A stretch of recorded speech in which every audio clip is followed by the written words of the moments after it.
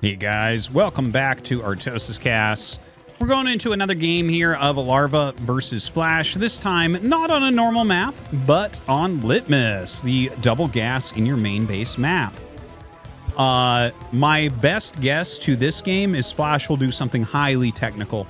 I don't think you can play a normal bio game on this map.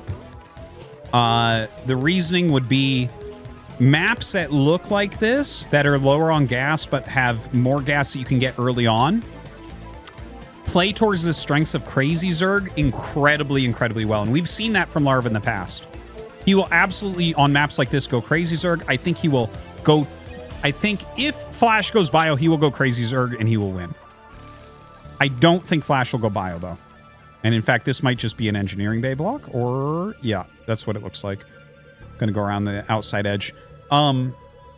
eBay block on natural has been just so normalized here.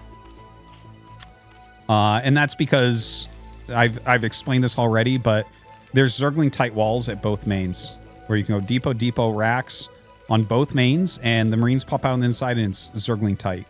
So you can't really go pool first, because if you go pool first and they went Zergling tight wall with tech behind it, at the pro level, you'll lose almost every time.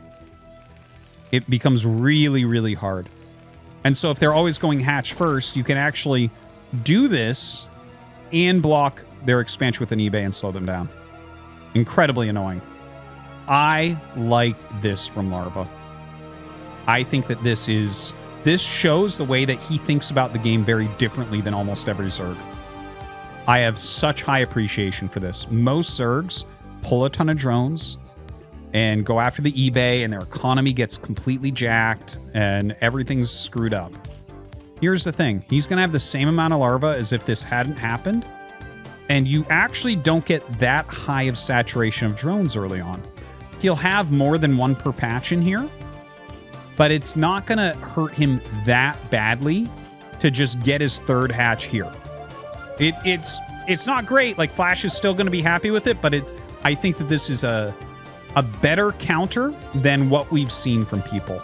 And also, these are minerals now that FlaSh is leaving here. By now, normally you've canceled this, and it helps you to afford everything else at home. I'm just throwing out ideas of why I really like this. But cheers to Larva for this thinking outside the box. Really looking at a position and trying to get the best out of it. I love it. I love it. It's awesome. On-time layer. Okay. Yeah, and this won't really affect gas mining that much if he wants to get a second gas up, by the way. But yeah, he'll make a couple lings. Those will start attacking. FlaSh will cancel this out pretty quickly. FlaSh is still mining 2 SCVs on gas. This is... oh, 2 factory. Okay. Well, we knew he was going to do something because of the 2 SCVs left on gas.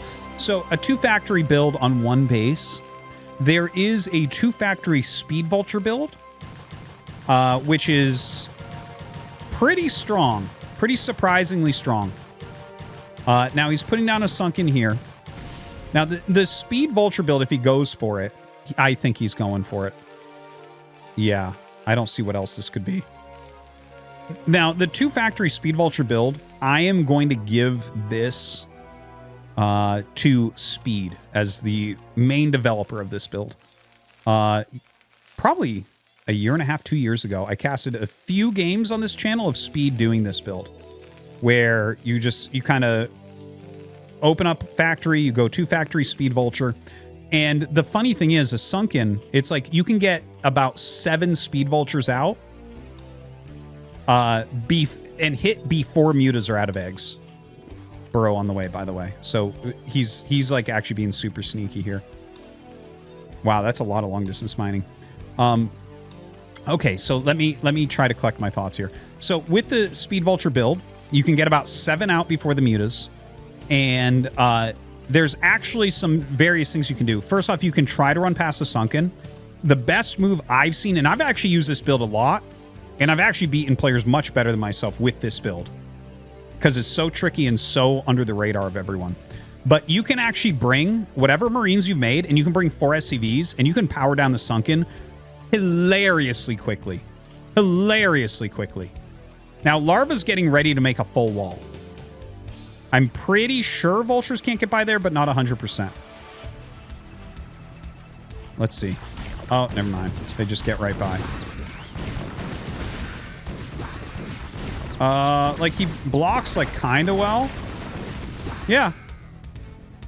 This build, you actually need to get in and kill a decent amount of drones with the vultures. Oh, he gets in with 2 more. Okay, well. Hey, there's the burrow. There's the burrow.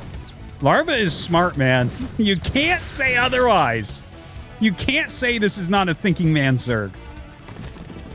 God, I'm so glad he's active again. I really am. Is it bad to hope that people aren't successful as variety streamers when you just want to see more StarCraft games? I'm like, come on, Rain, why are you so popular?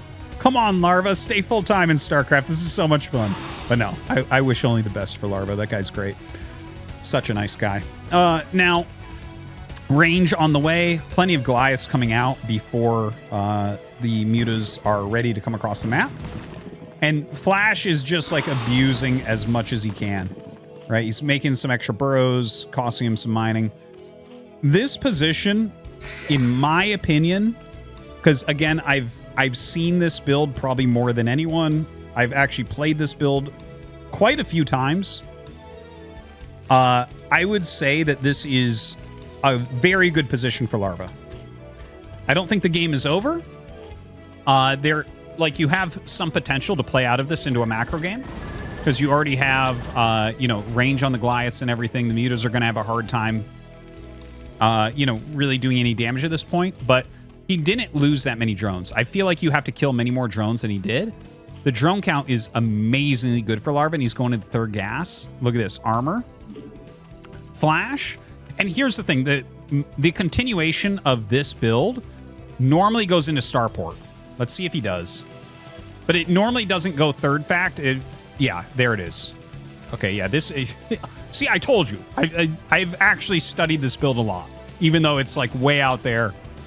You guys, many of you watching have probably never seen it because I think I have 2 casts of it on the entire channel of thousands of games.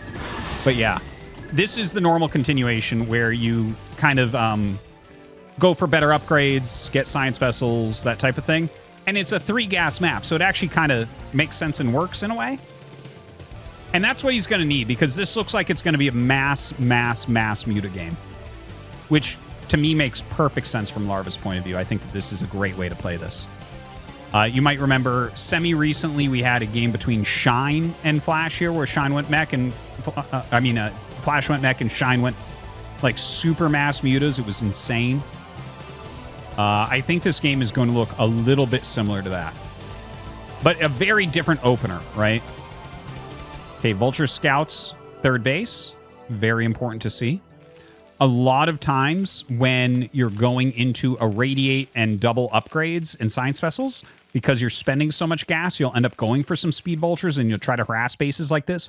But on this particular map with the 3 gases, you do not actually... I don't believe you have to actually go heavy vulture. Other builds, like, you just simply have to because you run out of gas. Here, I don't think that's actually the case, but we'll see. He might just want the vultures anyways. I'm not 100% sure. All right, a little bit of run by there, a little bit of damage.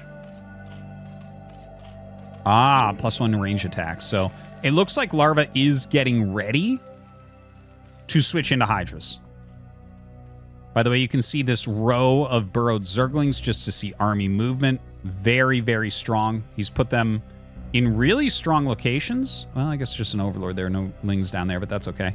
To see units coming up. So, this is kind of like his map hack in a way.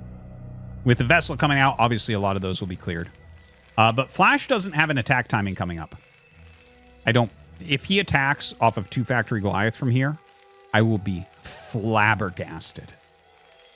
I will be flabbergasted. It wouldn't make sense at all. I'll stop speaking about it now. All right, vessel's coming out. Oh, he actually doesn't have plating on the way. He definitely needs to get that going. This must have been a misclick. There's no reason you wouldn't have plating going right now. No reason.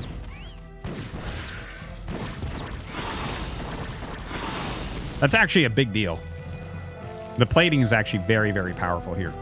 Okay, so he just saw Hydras. So FlaSh immediately adds his second add-on. And like he'll end up going for Siege Tanks now. And their Radiate obviously just destroys. Holy crap, there was some misclicks there, for sure. But yeah, Larva loses a lot from his mutas, doesn't really get anything done. I liked the position for Larva.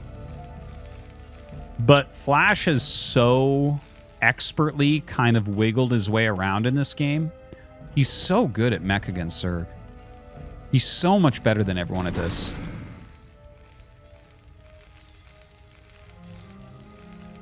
It's really, really impressive, guys. The only thing he's screwed up in this game is no +1 armor on the vehicles. And that is a pretty big mess up, but I don't know. I guess if it's a really close battle that he barely loses, we can look at that and say, well, that was the mistake.